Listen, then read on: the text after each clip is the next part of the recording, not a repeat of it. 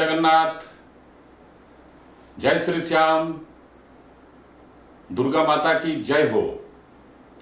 सभी दर्शकों को सर्वप्रथम विजयादशमी की अनेक अनेक शुभकामनाएं। क्रांति उड़ीसा मीडिया में आपका स्वागत है। मैं हूं नंदकिशोर जोशी। आज हम चर्चा करने जा रहे हैं भुवनेश्वर में विजयादशमी या दुर्गा पूजा के उपलक्ष्य में जो पूजा पंडालों की बारे में हम चर्चा करने जा रहे हैं। उड़ीसा की राजधानी भुवनेश्वर है, उसी के विषय में चर्चा करेंगे। वहाँ भी बहुत भव्य पंडाल आजकल बन रहे हैं पिछले कई सालों से। और उसके पहले थोड़ा विजयादशमी पर 2 मिनट चर्चा कर लेते हैं। विजयादशमी हम सारे भारत में, सारे हिंदुओं में बहुत श्रेष्ठ पर्व माना गया है। आज ही के दिन भगवान श्री रामचंद्र ने रावण के ऊपर विजय प्राप्त की थी, अर्थात धर्म की विजय पर अधर्म के ऊपर हुई थी।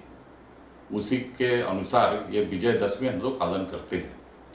और भारतवर्ष में अनेक अनेक जगहों पर, सैकड़ों जगहों पर आज रावण दहन भी होता है।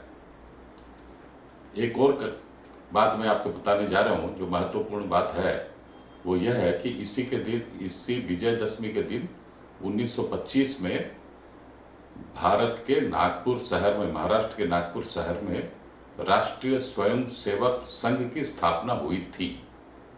डॉक्टर हेडगेवर साहब इसके फाउंडर थे एवं उनकी कल्पना हिंदू राष्ट्र बनाने की, हिंदू धर्म के लोगों को जोड़कर एक बहुत विशाल देश प्रेमी लोगों की संगठन बनाने की जो उनकी कल्पना थी, आज वो साकार हुई है 100%। ऐसा मेरा मानना है। 98 साल हो चुके हैं। 2025 में राष्ट्रीय सेवक संघ के गठन के 100 साल पूरे होने जा रहे हैं।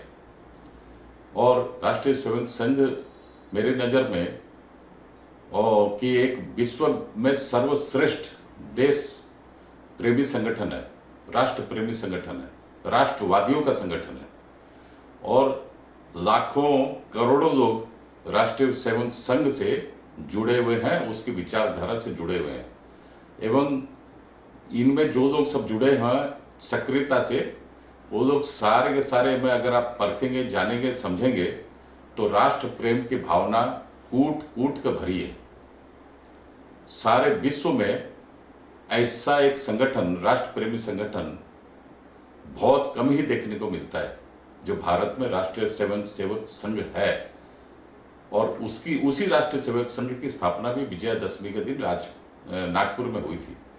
सर्वप्रथम इनके जो स्थापक हैं, जो फाउंडर हैं, डॉक्टर केशव राम बलिराम, क्या डॉक्टर हेडगेवर साहब, मैं उनको कोटि कोटि नमन करता हूँ कि उन्होंने एक बहुत अच्छी संगठन की नींव रखी एवं सारे भारत में देश प्रेमियों की एक तरह से देखी जाए तो विशाल फौज का गठन किया है। उसी आरएसएस से निकले हैं 2 यशस्वी प्रधानमंत्री, एक का नाम है अटल बिहारी वाजपेयी और दूसरे जो हैं आज के प्रधानमंत्री, वर्तमान प्रधानमंत्री नरेंद्र मोदी। इनके अलावा पूरे देश में राष्ट्र प्रेमियों का, राष्ट्रवादियों का, सनातनियों का बहुत बड़ा संगठन सब जगह, पूरे गली मोहल्ले, शहरों में, गाँव में फैला है, कार्यरत है।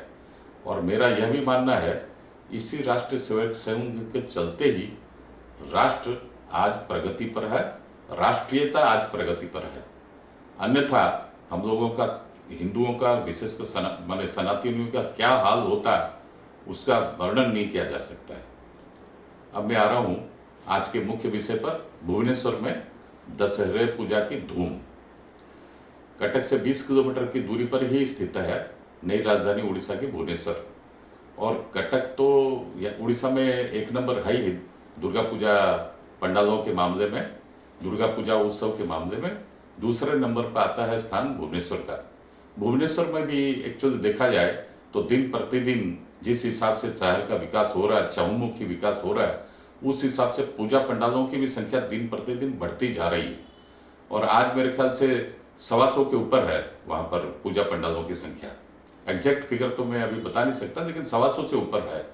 कटक में 250 है, तो वहाँ भुवनेश्वर में भी 125 से ऊपर हो चुकी है पूजा पंडालों की संख्या। और एक से बढ़कर एक पूजा पंडाल वहाँ पर सजाए गए हैं।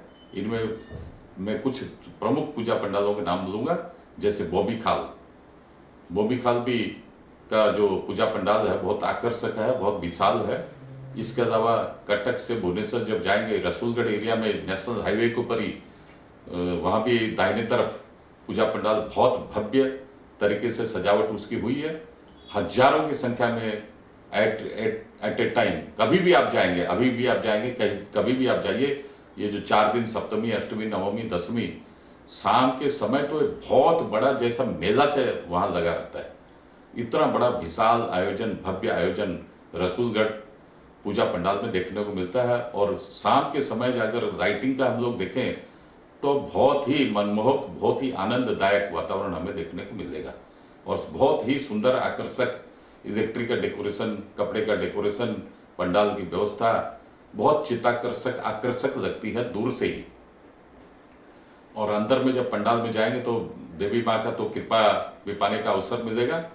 सभी को जाना भी चाहिए। इस साल की आज दर्शन है तो विजयादशमी है, आज ही आखिरी मौका है इस साल, फिर नहीं तो फिर 1 साल का वेट करना पड़ेगा। इसके अलावा शहीद नगर भी बहुत बड़ा पूजा पंडाल ग्राउंड है। वहाँ विसर्जन में, जैसे हम लोग के यहाँ पर कटक में चांदनी चौक में पहले सारी दुर्गा माताएं जितने के विसर्जन होता था, सबके सब चांदनी चौक जाती थी। और आजकल उसमें बहुत सारी चांदनी चौक जाती नहीं है, लेकिन पहले सभी की सभी जाती थी। मेरे बचपन में मैंने देखा है। वैसे ही भुवनेश्वर में शहीद नगर पूजा मैदान में, पूजा पंडाल मैदान में सारी की सारी देवी प्रतिमाएं वहाँ शहीद नगर में जाती हैं विसर्जन के समय, मतलब एकादशी के दिन, मतलब कल सारी जाएंगे। फिर वहाँ सबका, सारी मूर्तियों का एक जमावड़ा होगा देवियों का। फिर वहाँ से प्रोसेसन करके सब के सब जाएंगे नदी घाट पर विसर्जन के लिए। बहुत अच्छी व्यवस्था है, सुंदर व्यवस्था है, और बहुत डिसिप्लिन वे में भी वहाँ पर काम होता है। शहीद नगर का अपना भी पूजा पंडाल जो है वो भी बहुत विशाल, बहुत भव्य, बहुत आकर्षक, बहुत चित्ताकर्षक, बहुत ही सुंदर, बहुत ही अनुपम। मतलब उसके बारे में, उसकी भव्यता और उसके आकर्षण के बारे में बोलने के लिए मेरे को शब्द कम पड़ रहे हैं। इतना अच्छा वहाँ पर, मैं तो शायद 1-2 साल गया हूँ वहाँ देखने के लिए, बहुत ही अच्छा लगा। इसके अलावा और एक है नयापल्ली एरिया में, वो भी नेशनल हाईवे के ऊपर है, बहुत ही विशाल ग्राउंड है। वहाँ देवी माता का जो मंडप सजता है, पूजा पंडाल जो होता है, बहुत ही विशाल एरिया के अंदर में वो मतलब सजाया जाता है। हजारों हजारों लोगों की भीड़ इकट्ठी होती है, बहुत ही भक्तिमय वातावरण भी रहता है। बस केवल एक ही बात है, इस साल जितने हमारे पास जो खबरें भी आई, आज भी हम लोग क्रांति उड़ीसा मीडिया में खबर दिए हैं कि चोरी, पॉकेटमारी भी होती है। और महिलाओं के जो गले में जो सब सोने की चेन वगैरह जो पहन के जाती हैं माताएं, बहनें, महिलाएं, उनके गलों से सब पॉकेटमार लोग, चेन स्नैचर लोग चेन को भी खींच देते हैं। हालांकि कुछ पकड़े भी गए हैं, हमारे पास जो खबर आई है, कुछ हमने आज भी छापा है, कुछ पकड़े भी गए हैं और कुछ पकड़े नहीं भी गए हैं।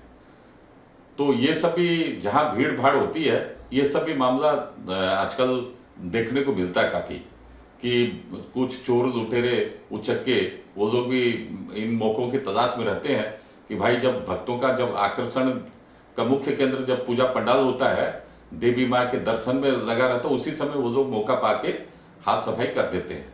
तो इनसे बचना चाहिए, जितना जरूरत हो सके उनसे बचने की कोशिश की जानी चाहिए। और पुलिस को भी थोड़ा सख्ती से पेश आना चाहिए और इन चोर उचक्कों पर ध्यान देना चाहिए। एक और बात यहाँ देखने को मिलती है कि आज का जो दिन है, मतलब विजयदशमी का दिन, भुवनेश्वर में, कटक में क्या, भुवनेश्वर में क्या, नेताओं का एक्चुअली पुबारा 25 है। नेताओं को एक साथ अभी, अब फिर तो 5-6 महीने बाद तो इलेक्शन है। नेताओं का तो एक तरह से देखा जाए तो उनको तो मतलब स्वर्ण अवसर मिल गया है। इसी समय, इसी बहाने, दुर्गा पूजा के बहाने पंडाल परिदर्शन भी कर देते हैं, अपने लोगों से भी मुलाकात हो जाती है, बातचीत हो जाती है, उनका पब्लिक रिलेशन का काम भी हो जाता है, जनसंपर्क भी बढ़ जाता है। और वहाँ वो लोग सारे पूजा पंडालों में अपने अपने क्षेत्र में जाते हैं, मंत्रीगण भी जाते हैं, गवर्नर भी हर साल जाते हैं, मुख्यमंत्री भी जाते हैं। जैसा मैं देखता हूँ बहुत बहुत वर्षों से कटक में भी ये परंपरा है, भुवनेश्वर में भी ये परंपरा है। और ये दूसरे दृष्टि से अगर देखा जाए तो बहुत अच्छी परंपरा भी है, क्योंकि जो लोग जननेता हैं उनको जनता के बीच में जाना भी चाहिए, जनता के सुख दुख में हिस्सेदारी निभाना भी चाहिए।